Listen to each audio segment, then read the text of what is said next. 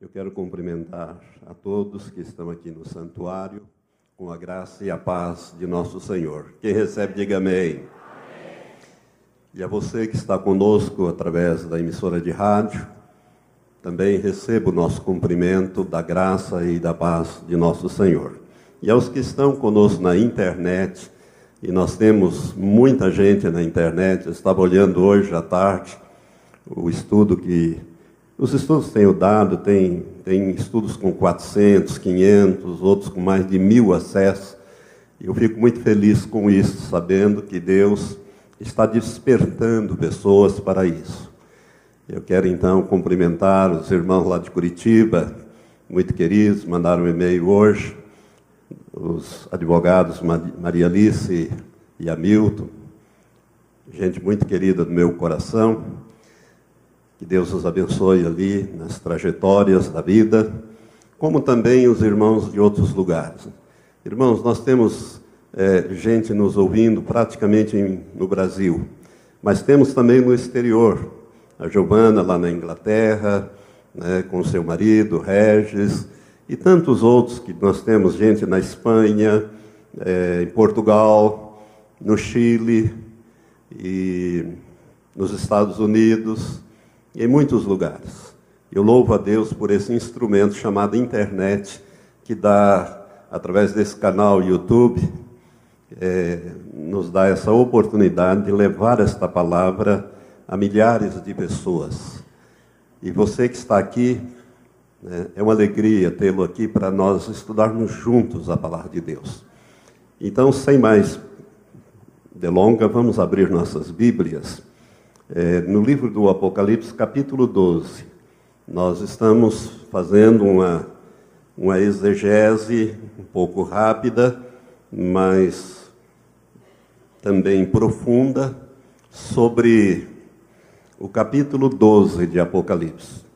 E nós vamos ler esse texto novamente, e como você vai ficar sentado muito tempo, eu convido você a se colocar em pé, e para a leitura que vamos fazer. E diz assim a palavra de Deus: E viu-se um grande sinal no céu, uma mulher vestida do sol, tendo a lua debaixo dos seus pés e uma coroa de 12 estrelas sobre a sua cabeça. E estando grávida, gritava com as dores do parto, sofrendo tormentos para dar à luz. Viu-se também outro sinal no céu, eis um grande dragão vermelho, que tinha 7 cabeças e 10 chifres, e sobre as suas cabeças 7 diademas, 7 coroas. A sua cauda levava após si a terça parte das estrelas do céu e lançou-as sobre a terra. E o dragão parou diante da mulher que estava para dar à luz, para que, dando ela à luz, lhe devorasse o filho. E deu à luz um filho, um varão, que há de reger todas as nações com vara de ferro. E o seu filho foi arrebatado para Deus e para o seu trono. E a mulher fugiu para o deserto, onde já tinha lugar preparado por Deus, para que ali fosse alimentada durante 1260 dias. Então houve guerra no céu. Miguel e os seus anjos batalhavam contra o dragão. E o dragão e os seus anjos batalhavam, mas não prevaleceram, nem mais o seu lugar se achou no céu. E foi precipitado o grande dragão, a antiga serpente que se chama o Diabo e Satanás, que engana todo mundo. Foi precipitado na terra, e os seus anjos foram precipitados com ele. Então ouvi uma grande voz do céu que dizia: Agora é chegada a salvação, e o poder e o reino do nosso Deus e a autoridade do seu Cristo, porque já foi lançado fora o acusador de nossos irmãos, o qual diante de nosso Deus os acusava dia e noite. E eles o venceram pelo sangue do Cordeiro e pela palavra do seu testemunho, e não amaram as suas vidas até a morte. Pelo que alegrai-vos, ó céus, e vós que neles habitais. Mas ai da terra e do mar, porque o diabo desceu a vós com grande ira, sabendo que pouco tempo lhe resta. Quando o dragão se viu precipitado na terra, perseguiu a mulher que dera à luz o filho varão. E foram dadas à mulher as 2 asas da grande águia, para que voasse para o deserto ao seu lugar, onde é sustentada por um tempo e tempos e metade de um tempo, fora da vista da serpente. E a serpente lançou da sua boca atrás da mulher água como um rio, para fazer que ela fosse arrebatada pela corrente. A terra, porém, acudiu a mulher, e a terra abriu a boca e tragou o rio que o dragão lançara da sua boca. E o dragão irou-se contra a mulher e foi fazer guerra aos demais filhos dela, os que guardam os mandamentos de Deus e mantêm o testemunho de Jesus. E o dragão parou sobre a areia do mar. Então vi subir do mar uma besta, que tinha 10 chifres e 7 cabeças, e sobre os seus chifres 10 diademas, e sobre as suas cabeças nomes de blasfêmia. Que Deus abençoe esta palavra para nós nesta noite no nosso espírito. Senhor Deus, eu quero te agradecer pela revelação profética que nós estamos meditando. Senhor, dá-nos um entendimento correto. Ó Deus, abre os nossos ouvidos espirituais. Ó Deus, também a visão espiritual, para que possamos compreender, ó Pai, com o nosso espírito, aquilo que o Senhor quer nos revelar através desses textos. Obrigado, Pai, por esta oportunidade que ainda o Senhor está me concedendo de compartilhar as coisas que aprendi, ó Deus, na Tua palavra. Que seja, Senhor, algo que vá fazer mudança na vida daqueles que a ouvirem. Ó Deus, e que esses que ouvirem, ó Pai, possam nascer de novo se ainda não o são, e se já o são, se prepararem para a volta de nosso Senhor. A nossa oração é: Maranata, venha logo, Senhor. Assim nós oramos em nome de Jesus. Amém. Amém. Podem sentar-nos. Mantenha sua Bíblia aberta nesse texto de Apocalipse. Irmãos, na última quinta-feira, nós começamos a fazer essa exegese, sobre esse texto. Nós vimos que nós temos 3 símbolos aqui. Um deles é dado pelo próprio texto, no verso 9, que é o dragão, a antiga serpente, o diabo que engana todo mundo. O próprio anjo que está trazendo a revelação a João, amando do Senhor Jesus, ele dá a definição desse símbolo, o dragão. E vimos também já que a mulher aqui simboliza a igreja visível, como nós a vemos aqui nessa assembleia, como nós a vemos hoje na face da terra. E que o filho varão simboliza a igreja que será tirada, e que vai haver essa separação do meio, vamos dizer, da igreja visível, será tirado um grupo menor que vai ser arrebatado para Deus. E nós paramos então quando nós estávamos no verso 3. Vamos voltar ali ao verso 3. E viu-se também outro sinal no céu. Eis um grande dragão vermelho que tinha 7 cabeças e 10 chifres, e sobre as suas cabeças 7 diademas. Eu expliquei aos irmãos o simbolismo. Aqui o simbolismo é duplo, Essas 7 cabeças, ela simboliza no aspecto espiritual uma igreja apostatada, desviada dos caminhos do Senhor, e que reina sobre uma cidade que está edificada, conforme nós já verificamos isso. E também, num segundo momento, o anjo, no capítulo 17, ele dá essas 2 interpretações, a primeira no verso 9 e a segunda no verso 10. E ali no capítulo 17 é dito que essas cabeças simbolizam também 7 reinos. 7 reinos. 5 já caíram, um existe e outro ainda não é vindo, e quando vier deve durar pouco tempo. Nós já explicamos aos irmãos que esses 5 que haviam caído são os impérios da Assíria, do Egito, o Egito que dominou o mundo. Todos esses impérios dominaram o mundo conhecido desde daquela época. Então nós temos a Assíria, não é a Síria, Síria, país, a Síria, os assírios, Os assírios dominaram o mundo de então. e depois o Egito. Hoje o Egito funciona como país, mas não como uma potência que domina o mundo, dominou na sua época. O Egito foi um dos países mais importantes do mundo. E depois do Egito nós tivemos então a Babilônia, depois o Império Medo-Persa e depois o Império Grego, com Alexandre o Grande. Esses 5, nos dias de João, quando João recebeu esta profecia na ilha de Patmos, eles já não existiam mais como potências militares, econômica e política.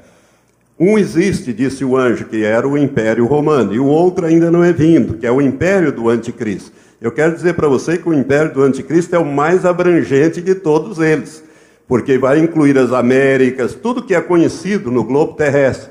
O Império Romano era só ali dentro da Europa, praticamente uma parte da África, do sul da África. Por ali que os romanos dominaram, que foi o maior império que mais durou. O do Anticristo vai durar muito pouco tempo, apenas 42 meses. Naturalmente ele vai estar reinando, mas o domínio mundial é só quando a igreja for tirada. E aí então ele vai dominar 42 meses ou 3 anos e meio. E aí dominará toda a terra. Expliquei isso para os irmãos. E o verso 4 diz: e a sua cauda levava após si a terça parte das estrelas do céu e lançou-as sobre a terra. E eu quero então agora falar um pouco sobre Satanás, a origem de Satanás e também a entrada do pecado no universo. Primeiro entrou no universo em eras imemoriais, depois é que veio para a terra. Nós precisamos separar uma coisa da outra para você entender. E para nós entender, nós temos 2 textos que eu queria passar agora para os irmãos. Então nós paramos aqui e vamos então daqui para frente, discorrer um pouco mais sobre esse capítulo 12 de Apocalipse. Abra sua Bíblia comigo no livro de Isaías, capítulo 14. O livro de Isaías, ele traz parte desta revelação no capítulo 14. O capítulo 14 do livro de Isaías, irmãos, é uma parábola, é algo dentro de uma revelação que Deus deu, é um cântico de triunfo, e aqui Deus revela a origem de Satanás. O seu nome era Lúcifer. Ele não é Satanás, ele foi criado como Lúcifer. E é interessante que Deus o criou. Deus o criou. Mesmo sabendo que ia acontecer, Deus fez. Deus fez porque Deus, nada pode impedir os propósitos de Deus e os planos de Deus. Por isso, nós não entendemos essa lógica de Deus. Nós só vamos entender essas coisas na eternidade, quando nós conhecermos face a face o nosso Criador, o nosso Deus e o nosso Pai. Amém? Aí nós vamos começar a entender. Por isso que no céu você vai continuar estudando e aprendendo eternamente. Eternamente. E trabalhando também, viu? Tem muita gente que pensa que vai para o céu para descansar. E Jesus disse: meu Pai trabalha até agora e eu trabalho também. Se você for para lá, você vai ter que trabalhar também, viu? Já esteja pronto. Só que vai ser um trabalho diferente. Nós não vamos nos cansar, fadigar, envelhecer. Não tem mais isso na eternidade. Então, Isaías 14, a partir do verso 12, vamos ler alguns versículos que falam da origem de Lúcifer. Como caíste do céu, ó estrela da manhã, filha da alva. Essa expressão aqui é uma expressão meio estranha. Essa tradução é uma tradução boa. Pode ser traduzida assim. Mas São Jerônimo, quando ele verteu do grego, do hebraico, grego e aramaico, a Bíblia para o latim, que é a Vulgata, ele traduz aqui: como caíste do céu, ó Lúcifer. Ele faz essa tradução que é perfeitamente possível também. Então, se você tiver essa Bíblia em latim, você pode olhar lá que ele cita não a estrela da manhã. Lá diz: como caísse do céu, aí as estrelas da manhã. Não, ó estrelas da manhã. Ali está errado nessa datilografia ali. Não sei se a sua Bíblia tem o ó. Tem, né? Como caíste do céu, ó estrela da manhã, filha da alva. Como foste lançado por terra, tu que prostravas as nações, e tu dizias no teu coração: eu subirei ao céu, acima das estrelas de Deus exaltarei o meu trono. Observe que Satanás tem trono, né? Lúcifer tinha trono. Exaltarei o meu trono, e no monte da congregação me assentarei nas extremidades do norte. Subirei acima das alturas das nuvens e serei semelhante ao Altíssimo. Contudo, levado serás ao Sheol, ao Seol, ao mais profundo do abismo. Ou Sheol é uma palavra hebraica que significa lugar de habitação das almas dos mortos. Esse é o sentido dela, né? Ao mais profundo do abismo. Então aqui você começa a ver a origem do pecado no universo. Não na Terra, como eu disse, na Terra veio eras depois, muito tempo depois, né, com a criação do homem. E quando Deus deu autoridade para o homem, Satanás então vai introduzir o pecado aqui na Terra. Mas o pecado entrou no universo quando Satanás, ele quis ser igual a Deus. Observe isso, ele quis ser igual a Deus, ele quis ser adorado como Deus. E semelhante a Deus ele quis ser. Para isso ficar um pouco mais claro, vamos no segundo texto.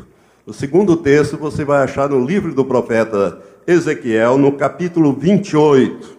Capítulo 28, ele vai trazer detalhes da criação de Lúcifer e da queda de Lúcifer. O capítulo 28 usa a figura do rei de Tiro, mas o que está escrito aqui não se aplica a nenhum homem, e sim a Lúcifer, a um ser extraordinário que Deus criou, chamado Lúcifer. A palavra Lúcifer, irmãos, ele quer dizer o portador da luz, o brilhante, o resplandecente.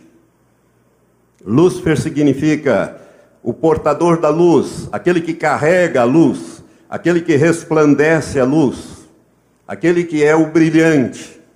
E você vai ver agora, a partir do verso 11 de Ezequiel 28, nós temos esta revelação muito importante sobre Satanás, ou sobre Lúcifer. Veio mais a minha palavra do Senhor, dizendo: filho do homem, levanta uma lamentação sobre o rei de Tiro. Então, observe que Deus está usando a figura do rei de Tiro, mas não se refere a este rei, um rei que existiu. Tiro é uma cidade que existiu na antiguidade. Filho do homem, levanta uma lamentação sobre o rei de Tiro e diz-lhes: assim diz o Senhor Deus, tu eras o selo da perfeição, tu eras... Outra versão diz: tu eras o sinete da perfeição, ou selo da perfeição, cheio de sabedoria e perfeito em formosura. Estiveste no Éden, jardim de Deus. Observa que aqui o Éden não é o jardim de Adão.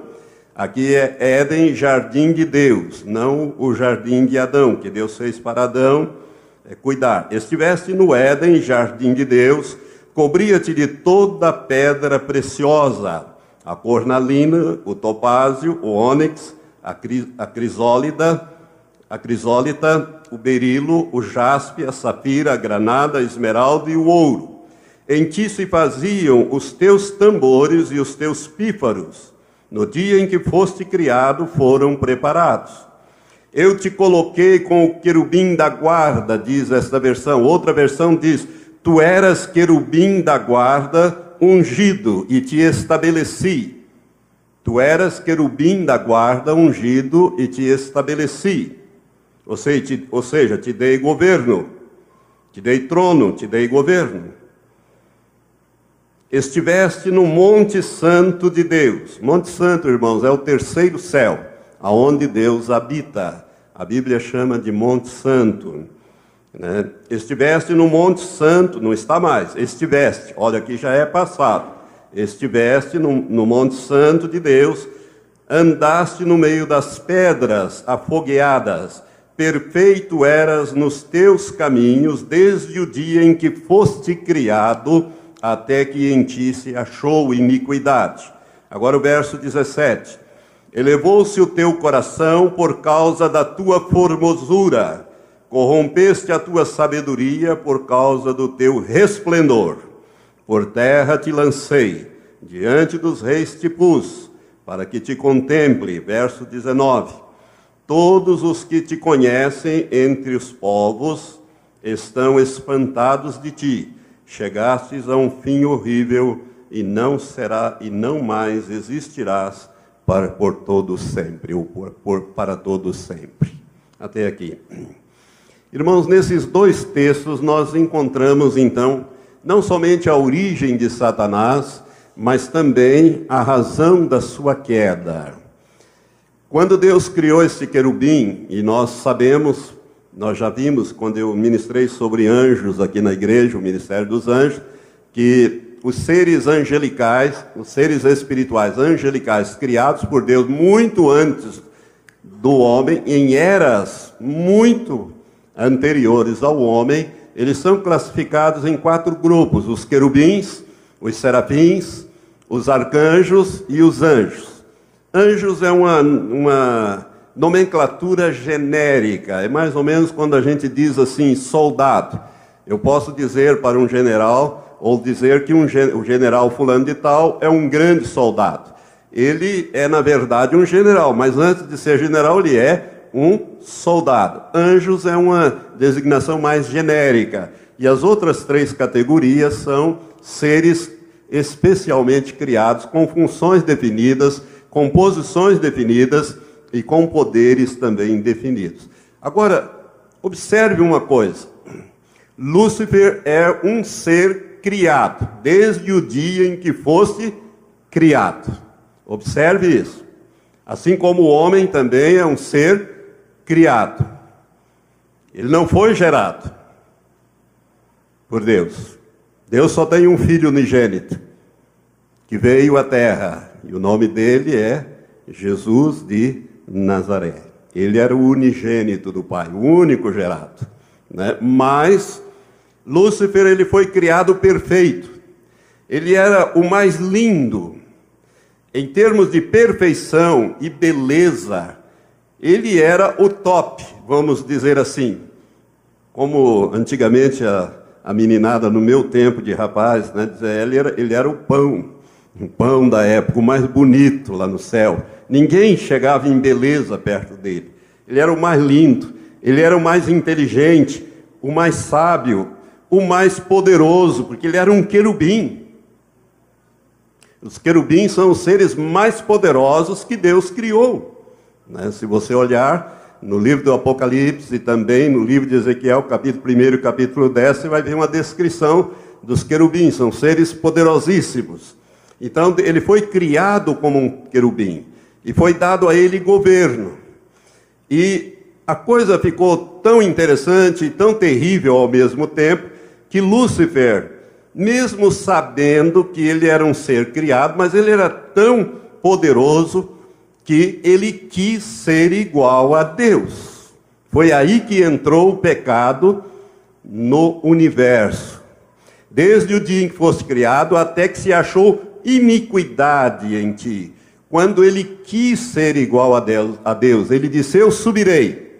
E acima das estrelas de Deus, que são os querubins, serafins, arcanjos e anjos, os seres criados, eu exaltarei o meu trono e serei semelhante ao Altíssimo.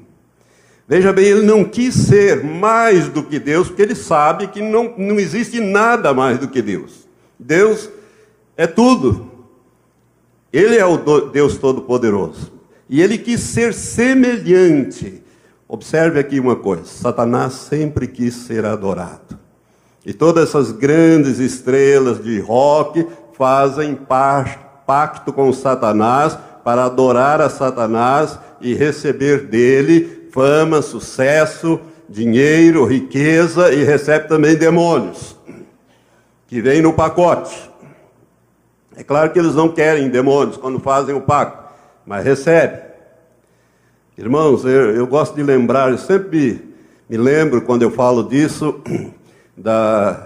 de uma pregação que eu ouvi do pastor Jimmy Swaggart, naquele tempo áureo que ele pregava, antes da queda dele, antes dele pecar e praticamente perder o ministério dele. Jimmy Swaggart era primo de Elvis Presley. Elvis Presley era cantor na igreja, fazia parte do coral da igreja. Por isso aquela voz bonita dele, que ele tinha, né, quando ele canta aquelas baladas, a voz dele é muito bonita, era muito bonita. E Elvis fez, Jimmy Swaggart, sabe e falou que Elvis Presley fez pacto com Satanás para o sucesso, e você pode ver que Satanás deu tudo isso a ele, mas ele morreu de overdose. Ele morreu vendo demônios nas paredes, no teto. Jimmy Swaggart, depois da morte dele, ele disse isso na televisão, que a casa, ele morava em Beverly Hills, e a casa dele era toda furada de bala, porque ele via os demônios e ele atirava nos demônios, como se fosse possível. Os guarda-costas tinham um verdadeiro terror, porque se o demônio ficava na frente do guarda-costas, ele podia atirar e pegar no guarda-costas. Então era um problema, ele morreu totalmente endemoniado. É isto que acontece e aconteceu com toda essa gente que mexe com essas coisas, faz pacto com Satanás, usa drogas e morre de overdose. Então, irmãos, é coisa muito séria. Satanás, então, ele sempre quis ser adorado. Por isso a razão da queda dele está ali no livro de Isaías. Como caíste do céu, ó estrela da manhã, ó Lúcifer, né? Como foste lançado, tu dizias no teu coração, eu subirei, eu vou exaltar o meu trono, eu vou ser semelhante ao Altíssimo, eu vou ser adorado. Este sempre foi o propósito dele. Tanto que, qual foi a proposta que ele fez para Jesus, quando Jesus jejuou 40 dias e 40 noites? Ele se aproximou e, dentre aquelas propostas que ele fez, ele disse, primeiro ele mostrou todos os reinos da terra, as riquezas desses reinos, ele deu uma visão espiritual maligna para Jesus, e Jesus viu todos os reinos, a glória desses reinos, as riquezas desse reino, e aí ele fez a proposta, se tu prostrado, ou seja, de joelhos, me adorares, tudo isso eu te darei, porque é meu, me foi entregue. Quem entregou foi Adão, que cometeu alta traição. E entregou o governo da terra, a coroa que Deus havia posto na cabeça de Adão, Adão entregou para Satanás. Ele disse, é meu, me foi entregue, eu dou a quem eu quiser. Jesus disse, vai-te, Satanás, porque está escrito, somente ao Senhor teu Deus adorarás, e somente a Ele servirás. Mas ele sempre quis ser adorado. Por isso, este foi a origem do pecado, a desobediência. Irmãos, a coisa é tão séria, né, que ele arrastou 1/3 dos exércitos de Deus, 1/3 dos querubins, 1/3 dos arcanjos, 1/3 dos anjos, 1/3 dos serafins, levou com eles.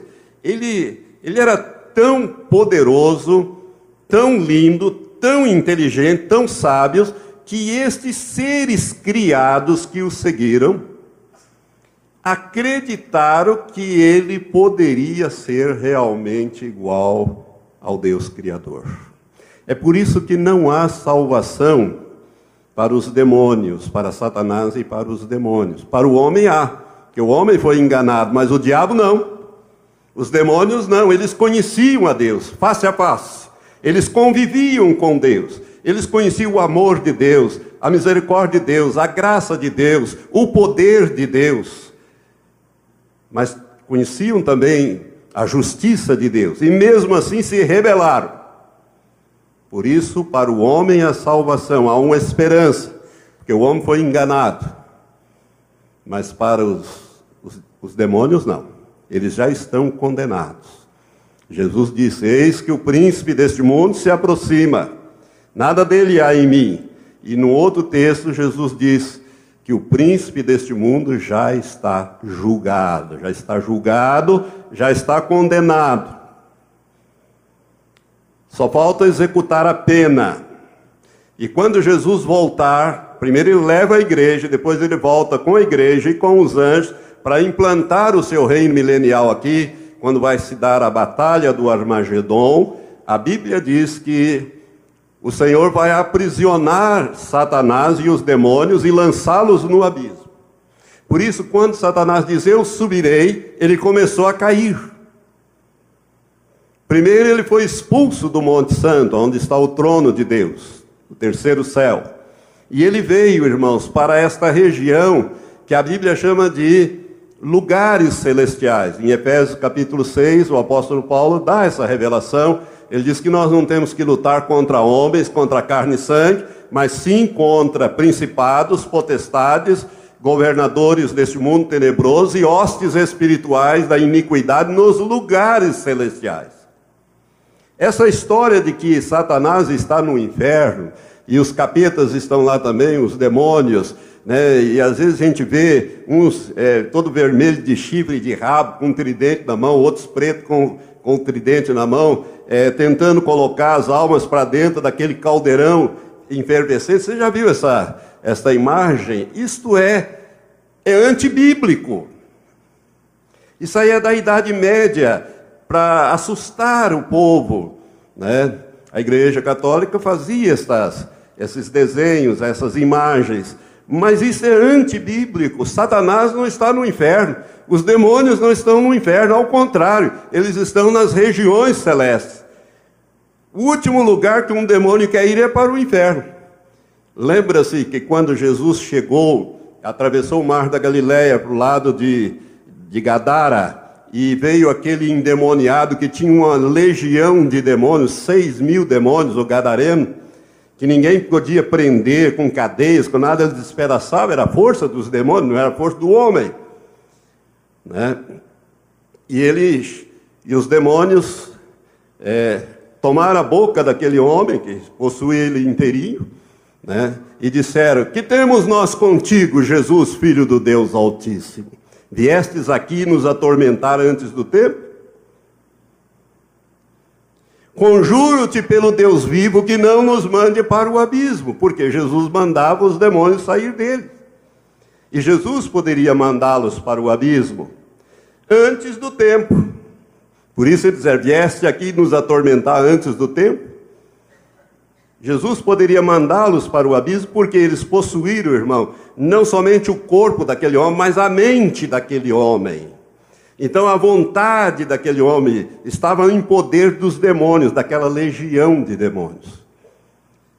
E aí, então, Jesus, eles disseram, permita-nos entrar nesses porcos. Tinha lá uma manada de porcos pastando. E Jesus permitiu, para que eles não saíssem daquela região e não fossem lançados no inferno, no abismo. E Jesus permitiu. E a Bíblia diz que os demônios entraram naqueles porcos. 6.000 demônios naqueles 2.000 porcos. 3 demônios para cada porco. E os porcos ficaram todos doidos e se precipitaram no despenhadeiro e morreram afogados no mar da Galileia. A Bíblia relata isso. Então o último lugar que um demônio quer ir é para o inferno.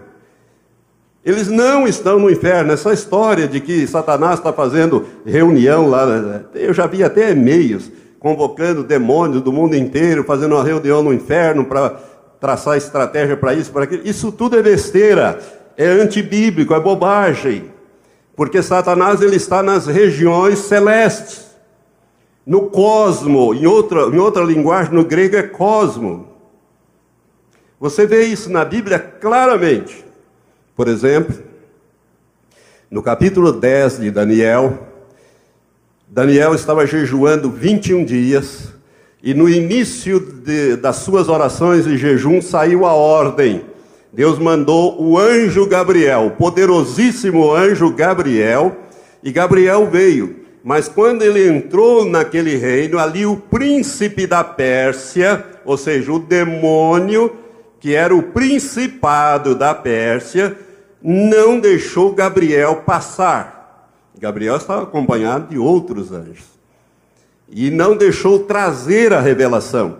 E o próprio Gabriel diz, eu tive que chamar Miguel, um dos primeiros príncipes. Miguel eu já falei para vocês o que significa o nome dele. Aquele que é como Deus é. Ele é o comandante dos exércitos de Deus. E Miguel, ele veio com os exércitos e travou aquela batalha e liberou Gabriel para passar. E Gabriel então veio para trazer aquela revelação que vai do capítulo 10 até o final do livro de Daniel, que era o que iria acontecer nos últimos dias relacionado com o povo de Israel. Esse príncipe da Pérsia, ou seja, o principado que estava, demoníaco que estava sobre a Pérsia, impediu a passagem. Irmãos, hoje nós temos uma situação bem diferente. Por isso que eu disse que o Novo Testamento, a revelação do Novo Testamento é superior à da Antiga. Por quê? Porque nos dias antigos, Daniel, por exemplo, ele não tinha o Espírito Santo morando nele, mas nós temos. Hoje não adianta ele querer impedir, ele pode até tentar impedir as nossas orações, a passagem, mas através dos dois intercessores que nós temos diante do Pai, Romanos capítulo 8, que é o Espírito Santo que intercede por nós com gemidos inexprimíveis, e Jesus Cristo à direita do Pai, que é o nosso intercessor e intercede por nós. Só você ler Romanos capítulo 8, você vai achar os dois intercessores lá. Mas nesse tempo antigo, eles impediram a passagem de um poderosíssimo anjo de Deus, que é Gabriel. Por isso, para você entender bem o que é o poder de Satanás. Irmãos, o homem não é páreo para Satanás e para nenhum demônio. Mas em Cristo nós podemos com ele, nós podemos pisar a cabeça dos demônios. Amém? Jesus disse: eis que vos dei poder para pisar serpentes e escorpiões e sobre todo o poder do inimigo, e nada vos fará dano. Por isso que é superior à revelação do Novo Testamento, da nova aliança, que é feita no sangue de Jesus. Por isso nós temos hoje, mas na carne nós não somos páreo para nenhum demônio. Eles são muito poderosos, eles foram criados assim. E Deus não retirou esse poder de Satanás. Observe isso. Deus não retirou. Ele vai fazer isso quando for executar a pena. Você lembra desse pessoal aí do mensalão? Eles foram julgados, foram condenados, estavam soltos, e era mencionado na imprensa o ex-ministro disso, o ex-aquilo, o ex-aquilo outro. Depois que eles foram presos e botados no presídio, mudou o tratamento. Agora eles são prisioneiros, eles são condenados, eles são réus, é diferente. Então Deus só vai tirar isso aí quando Jesus voltar. Mas se você olhar então para esse texto de Ezequiel e também de Isaías, você tem ali a imagem muito clara de Satanás. Olha bem o que Deus diz no verso 12 de Ezequiel 28. Assim diz o Senhor Deus: tu eras o sinete da perfeição, cheio de sabedoria e formosura. Para você entender essa linguagem, irmãos, os reis da antiguidade, eles usavam um anel que tinha o símbolo. Então, quando o rei queria expedir um decreto, uma lei, uma ordem, o escriba escrevia esse decreto, colocava ali um lacre, uma cera derretida, e o rei batia o seu anel. Era a assinatura do rei. O que Deus diz? Tu eras o selo da perfeição, o sinete da perfeição, ou seja, a alta posição que ele ocupava no reino de Deus. E é interessante também que a Bíblia diz que quando foram criados os instrumentos musicais, os pífaros, os tambores, etc., Satanás foi criado junto com esses instrumentos musicais. Alguns teólogos dizem que Lúcifer era o encarregado do louvor a Deus. E como ele perdeu esta posição, Deus criou o homem para o louvor da sua glória. Nós vamos ocupar esse lugar. Por isso ele odeia o homem. Ele odeia. Se ele pudesse, ele já tinha destruído o homem. Deus é que não permite. Mas ele odeia, porque nós vamos ocupar esses lugares que antes eram ocupados por ele. Por isso que a Bíblia diz, pouco abaixo de Deus o fizesse, referindo-se ao homem. No capítulo 8, no Salmo 8, diz, pouco abaixo de Deus o fizeste, de glória e de honra o coroaste. Ele não está falando de anjo, ele está falando do homem ali. É citado o homem. Que é o homem para que te lembres dele, e o filho do homem para que o visites, pouco abaixo de Deus o fizeste. Ou seja, nós somos criados, irmãos, muito acima dos querubins, serafins, anjos e arcanjos. Fomos criados para o louvor e glória de Deus. Amém? Você está tão petrificado que você não diz nenhum amém. Pode dizer glória a Deus, aleluia. Realmente, Satanás ele ocupava a mais alta posição no reino de Deus. Não sei se era mais alta, mas uma das mais altas posições. A Bíblia diz, tu eras querubim da guarda, ungido, eu te estabeleci. Né? Andaste no meio das pedras afogueadas, perfeito eras nos teus caminhos, desde o dia que foste criado até que em ti se achou a iniquidade. Elevou-se o teu coração por causa da tua formosura, verso 17. Corrompeste a tua sabedoria por causa do teu resplendor. Por isso, irmãos, é que a Bíblia diz, em 2 Coríntios 12, que Satanás ele se apresenta como anjo de luz. Você já viu? Que está escrito isso lá? Porque ele era um anjo de luz, ele era o brilhante, o portador da luz. Deus não tirou isso dele. Então nem tudo que é anjo, nem tudo, como diz o ditado, nem tudo que reluz é ouro, e nem tudo que... Tem um ditado que diz, nem tudo que brilha, né, é ouro, ou coisa assim, né? Irmãos, toma cuidado, porque Satanás ele se apresenta como anjo de luz, e os demônios também. Então, aquilo que eu ensino quando eu falo sobre anjos, um anjo que se aparecer por você trazendo alguma mensagem, ele tem que confessar que Jesus, que veio em carne, Jesus de Nazaré, como Filho de Deus, e que ele veio em carne, e que ele, Jesus de Nazaré, é o amo, Senhor e dono dele. Se ele não fizer isso, não aceite nenhuma informação deste anjo. Por quê? Porque ele não é. Porque se um demônio fizer isso, Satanás o ataca imediatamente. Ele é servo de Satanás. Ele não é servo de Jesus, ele é servo de Satanás. Amém? Então, irmãos, isso aqui é muito importante, você entender a origem de Satanás. E o pecado, então, entrou no universo quando Satanás quis ser igual a Deus. Alguns teólogos, eles ensinam, e para mim ensinam com razão, porque tem respaldo na Bíblia, de que a terra, ela fazia parte originalmente do reino de Lúcifer. E quando houve esta guerra no céu, que eles foram expulsos, afetou a terra. É por isso que o Gênesis começa dizendo, no princípio criou Deus os céus e a terra. Ou seja, Deus criou não só o sistema solar, o universo, e dentro dessa criação ele colocou a terra. A terra, porém, diz o verso 2, e os teólogos dizem que há um espaço de tempo espetacular ali, muito grande, entre os dois versículos.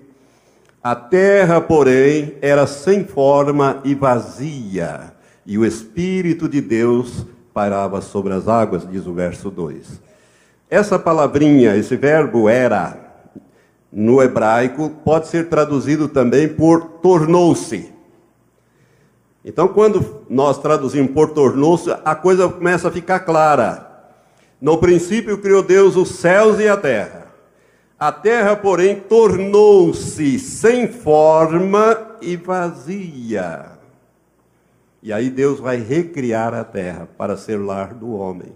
A terra tornou-se sem forma. Deus não criou a terra sem forma, ela tornou-se sem forma, ela ficou disforme, vazia de vida. É por isso que tem esses dinossauros, esses esqueletos de dinossauro aí, que você não sabe de onde que vem, mas vem. E a ciência diz que eles morreram há 65 milhões de anos atrás. E você acha os ossos dele para tudo quanto é lugar aí, inclusive aqui em Cianorte andaram achando esqueleto desses bichos há pouco tempo atrás. Por quê? Porque a terra tornou-se sem forma e vazia, né, de vida. Havia vida nela, mas por causa do pecado adulterou tudo, e nessa expulsão lá a terra entrou em, vamos dizer assim, nesse confronto. É por isso, irmãos, que alguns teólogos dizem assim, que quando que houve a queda do homem, e Deus reuniu Adão, Eva, a serpente lá, e foi julgar, Deus dá a sentença para Eva, dá, né, a penalidade para o Adão, e dá também para a serpente, mas Satanás ele não fala nada. Ele não fala nada de Satanás. Por quê? Porque Satanás já está julgado. O príncipe deste mundo já está julgado. Porque o pecado entrou no universo antes. Ele já está condenado, já está julgado. Por isso Deus não fala nada em relação ao principal que arrumou toda essa confusão. E Deus julga o homem, julga a mulher, julga a serpente, mas não julga Satanás. Por quê? Porque ele já está julgado e condenado.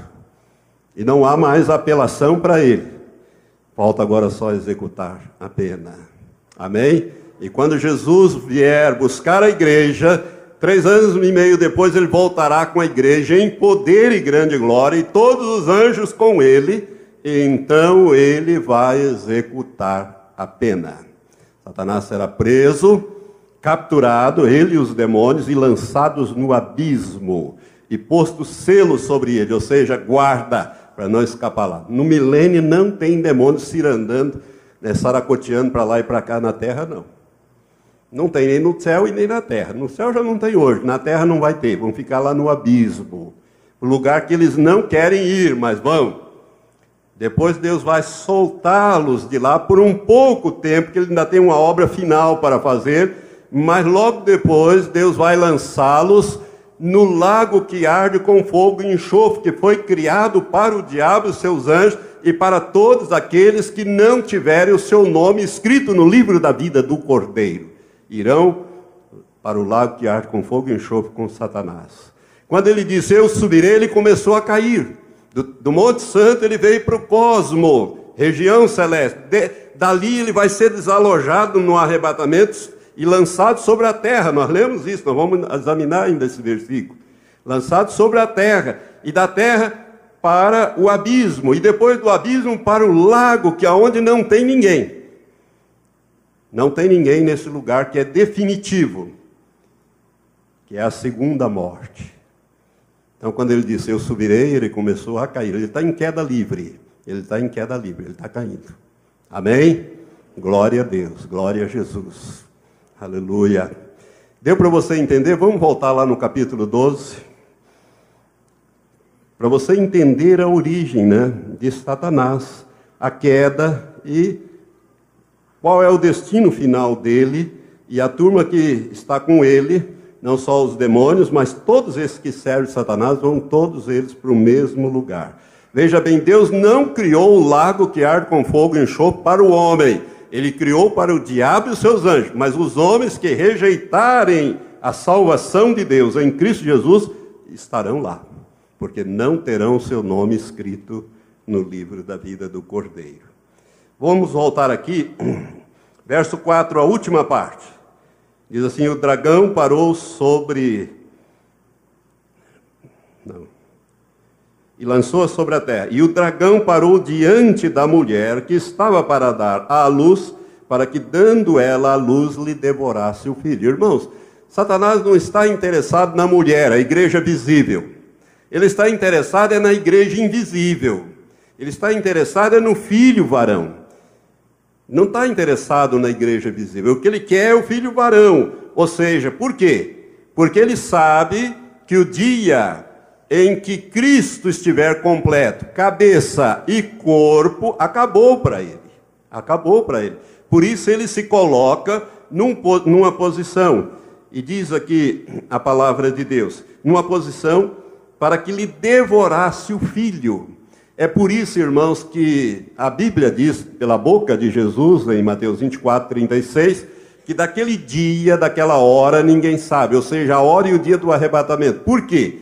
Porque Satanás gostaria de ter essa informação para ele vir com todo o seu exército. Aqui ele não está com todo, ele parou ali, tentando impedir o arrebatamento da igreja. Satanás vai tentar, numa tentativa desesperada, ele vai tentar impedir a passagem da igreja para se unir com Cristo, para que o corpo não se una com a cabeça, porque aí Cristo estará completo. Aí ele sabe que pouco tempo lhe resta mesmo. Então ele vai tentar devorar o filho. E deu à luz um filho, diz o verso 5, um varão que há de reger todas as nações com vara de ferro, e o seu filho foi arrebatado para Deus e para o seu trono. Agora você pode me dizer, mas pastor, a Bíblia diz que Jesus vai reger as nações com vara de ferro, e vai mesmo. Capítulo 19 diz isso, verso 15, pode abrir lá, vamos lá. Capítulo 19, Jesus está voltando em triunfo, E no verso 15, a partir do 11, é descrito esse triunfo, e no verso 15 diz, da sua boca saiu uma espada afiada, para ferir com ela as nações, e ele as regerá com vara de ferro, e ele mesmo é o que pisa o lagar do vinho do furor, da ira do Deus Todo-Poderoso. Ou seja, Jesus vai reger durante o milênio, pessoalmente, as nações na terra com vara de ferro. Mas eu louvo a Deus que nesse mesmo livro do Apocalipse, onde é dada essa revelação no capítulo 19, 15, também diz que nós vamos reger as nações. Volta um pouco lá no capítulo 2, versos 26 e 27 de Apocalipse. Capítulo 2, quando o Senhor manda que seja escrita as 7 cartas às 7 igrejas, quando ele se refere à igreja de Tiatira. Tiatira significa sacrifício, a igreja do sacrifício. No verso 26 ele diz, ao que vencer e ao que guardar as minhas obras até o fim, eu lhe darei autoridade sobre as nações, e com vara de ferro as regerá, quebrando-as do modo como são quebrados os vasos de oleiro, assim como eu recebi a autoridade de meu Pai. Ou seja, a igreja vai reger as nações com vara de ferro. Cristo vai reger as nações com vara de ferro. E não há incoerência nenhuma aí, porque o mistério que é Cristo a cabeça e nós o corpo estará completo. Se a cabeça vai reger, o corpo também vai reger. Então é a cabeça e o corpo, ou seja, Jesus completo vai reger as nações com vara de ferro. As nações, Brasil no meio. Nós vamos ter povos, mas quem vai reger não tem democracia. Quem que diz que o regime político de Deus é democracia? Democracia é coisa do diabo. O regime de Deus é teocracia. Teo, Deus. Cracia, governo. Teocracia. E como é que funciona a teocracia, pastor? Deus manda e nós obedecemos. É assim que funciona. Não tem eleição, não tem nada disso. E Deus é perfeito, extremamente amoroso. Ele não vai fazer nada que nos prejudique. Para aqueles que obedecem, mas aqueles que não obedecem, vara de ferro neles. Irmãos, no governo milenial, a igreja vai governar, não sei quem que vai governar o Moarama, mas não será o prefeito, não. É um dos salvos, uns dos reis, que vai reinar aqui, outros vão reinar ali, vão reinar, alguns vão governar a nível de estado, outros vão governar a nível de país, de continente. Mas nós vamos governar no milênio com Cristo. Cristo estará em Jerusalém e nós vamos governar aqui. Lembre-se que não há mais distância para a igreja, ela já está glorificada. Os reis vão reinar, nós vamos aprender a governar aqui na terra durante 1000 anos. Aprender como Deus quer que nós governemos. Para governar o universo. O universo, irmãos, são bilhões de sistemas solares, milhões de galáxias com bilhões de sistemas solares. Ou você pensa que Deus não tinha nada para fazer e ele começou a criar para passar o tempo. Não, Deus não faz nada sem propósito. Tudo que Deus faz tem um propósito definido. Tudo isso que foi criado, irmãos, faz parte do reino de Deus. E nós vamos governar. Se você prestou atenção aqui nesse versículo, a promessa que Jesus faz é: aquele que vencer, ele vai governar as nações com vara de ferro.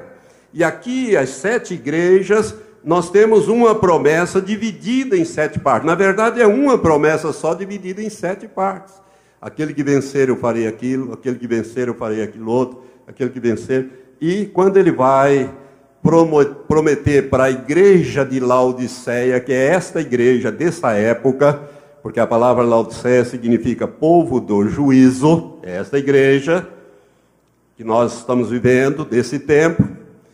Quando ele promete à igreja de Laodiceia, no capítulo 3, verso 21, Jesus disse: aquele que vencer se assentará comigo no meu trono, assim como eu venci e me assentei com meu Pai no seu trono. Olha bem essa promessa. Leia aí na Bíblia. Capítulo 3, verso 21. Ao que vencer, eu lhe concederei que se assente comigo no meu trono, assim como eu venci e me assentei com meu Pai no seu trono. Aonde Jesus está assentado hoje, irmãos? No trono de Deus. Amém? E ele diz: ao que vencer, vai se assentar comigo no meu trono. É por isso que o capítulo 12 diz que o filho varão foi arrebatado para Deus e para o seu trono. Verso 5 que nós estamos examinando. Ele é arrancado. Arrebatar significa tirar com força, rapidamente, arrebanhar. É arrebatado para Deus e para o seu trono. Não há nenhuma incoerência. Se a cabeça está no trono, o corpo vai para o trono. Não tem outro lugar. E o trono de Deus, irmãos, não existe nada superior ao trono de Deus em toda a criação de Deus. E quem senta em trono, o que é? Rei. E o que um rei faz? Governa. Por isso, esta é uma das mais profundas, se não for a mais profunda revelação que Deus está dando, o capítulo 12. O filho varão, ele é arrebatado para Deus e para o seu trono. Ou seja, vai governar no corpo de Cristo. Porque se a cabeça está no trono, o corpo vai para o trono. Não vai ficar lá no céu, a cabeça num lugar e o corpo no outro. Não tem cabimento. Jesus vai estar completo a partir. Por isso é que Satanás ele vai tentar impedir o arrebatamento, a passagem da igreja, que ele sabe que é o fim dele. Mas preste atenção aqui nos detalhes. Jesus disse: aquele que vencer eu farei isso, aquele que vencer eu farei aquilo outro, e aquele que vencer, na última promessa ele diz: vai se assentar comigo no meu trono, assim como eu venci e me assentei com meu Pai no seu trono. Eu estou lá no trono de Deus. É para lá que vai a igreja. Lembre-se que a igreja que eu estou falando é aqueles que foram, dentre aqueles que foram levados no arrebatamento, você tem a posição no reino. Uns serão reis e outros serão sacerdotes. Se você for rei, e tudo depende de você, do galardão, do ajuntar os tesouros no céu e não na terra, você vai ser corpo de Cristo. Você vai reinar com o Senhor, eternamente, nas galáxias, em tudo que Deus criou. Nós vamos aprender aqui durante esse milênio aqui é como um dia, nós vamos fazer um estágio probatório de um dia. Lembre-se que 1000 anos para Deus é como um dia. Vamos fazer um estágio probatório de um dia, que equivale ao nosso tempo 1000 anos. Aprender como é que Deus quer que a gente governe. O universo, que está em expansão. Os cientistas ficam admirados, eles dizem: o universo está em expansão, nós não entendemos isso. Mas é claro que é fácil de entender. Jesus disse, meu Pai trabalha até agora. Meu Pai continua criando. E eu trabalho também, disse Jesus. E nós também vamos trabalhar lá, vamos governar tudo isso aí para Deus. Irmãos, olha, nem olhos viram, a gente não tem ideia do que nos espera na eternidade. Por isso essa revelação ela é de suma importância. Porque o projeto de Deus para o homem, né, para aquele que foi criado à imagem e à semelhança dele no Espírito, é que ele seja um vencedor. E se ele for um vencedor, ele vai reinar com Cristo na eternidade. Ele vai reinar. Cristo está à direita do trono de Deus. Cristo está sentado no trono de Deus. E o corpo vai para lá. Você foi chamado para ser um vencedor. É por isso que a Bíblia diz que nós somos mais do que vencedores por aquele que nos amou. Amém? Então, meu irmão, é coisa extraordinária o que nos aguarda na eternidade. Mas você tem que ser um vencedor. Não tem nenhuma... Eu queria depois que você... que eu não vou falar sobre agora, né, meu tempo já está acabando, sobre o que nós temos que vencer. Pelo menos 4 coisas eu vou trazer para você que você tem que ser um vencedor. Mas preste atenção. Não tem nenhuma promessa para aquele que perder. Para aquele que for derrotado. Não vai para o trono. Não vai governar com Cristo. Pode ser outra coisa no reino. Vai ser outra coisa no reino. Mas, se ele nasceu de novo, ele vai herdar o reino. Mas não na posição de corpo de Cristo, trono. Rei. Quero que você vá entendendo. Não somos todos iguais no céu. Tem diferença. Uns são reis, outros são sacerdotes.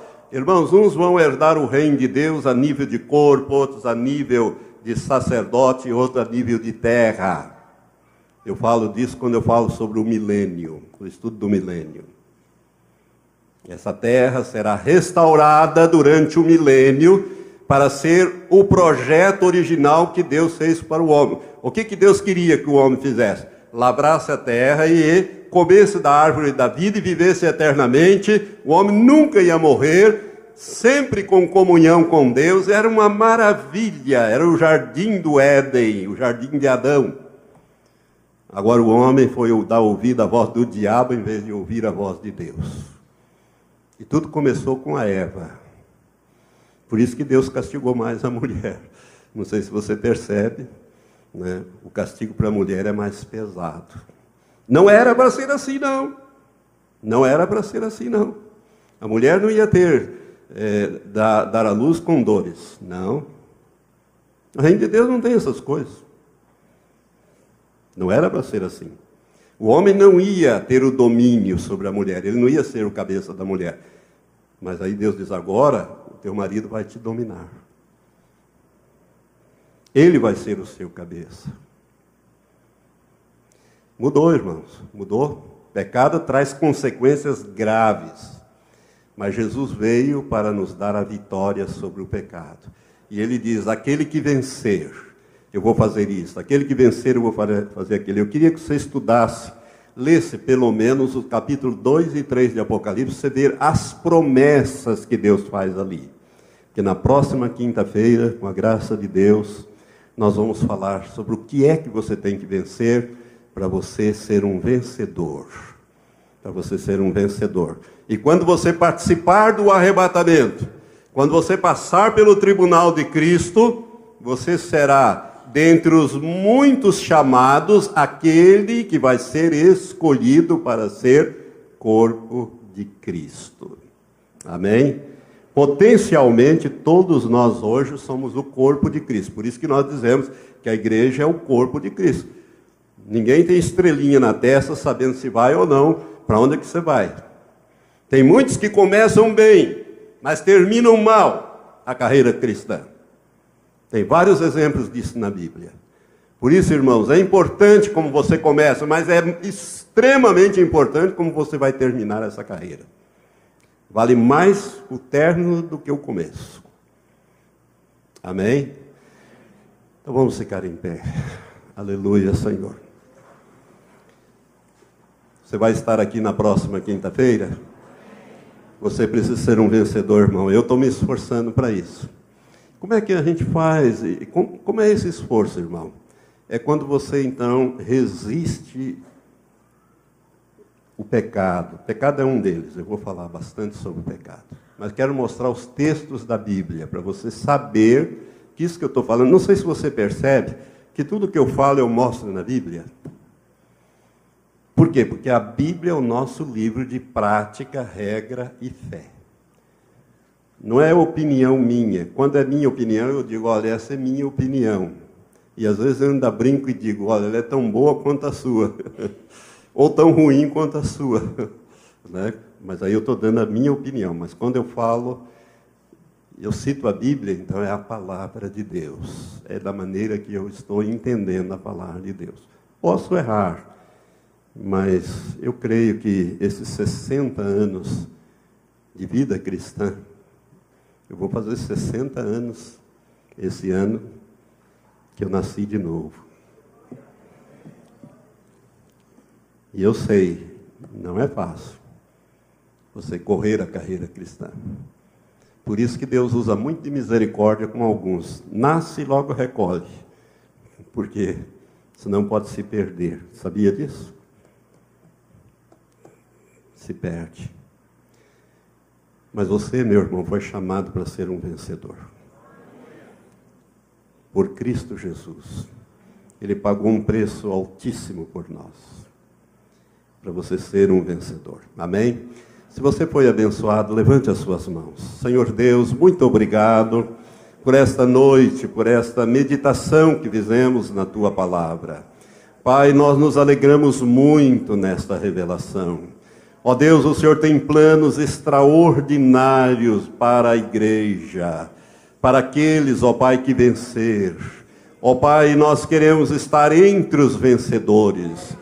O Senhor nos deu o Espírito Santo, fez Ele habitar em nós o Teu Espírito Santo, para nos transformar, nos moldar na imagem de Jesus, porque nós queremos formar uma unidade com Jesus Cristo, a cabeça e nós o corpo. Queremos estar para sempre com o Senhor. Pai, que essa revelação comece a queimar na alma e no espírito de cada um que me ouvir. Ó Deus, e o desejo que o Teu Espírito coloque em nós de sermos trabalhados para sermos vencedores em santidade, no espírito, na alma, no corpo, na separação, na rejeição ao pecado, às coisas que estão nos rodeando todos os dias, Senhor. Faz de nós vencedores. Nós queremos dar total liberdade ao Teu Espírito para trabalhar conosco. Espírito do Deus vivo, transforma-nos a cada dia. Queremos ser parecidos com o Senhor Jesus, para que Ele seja o primogênito entre muitos irmãos. Obrigado, Senhor. Agora leva-nos em paz e em segurança para nossa casa, debaixo da proteção da Tua mão poderosa, dos anjos do Senhor, e que nós tenhamos, ó Pai, a alegria do Teu Espírito durante todo o restante desta semana. Em nome de Jesus nós oramos agradecidos. Amém. Graças a Deus.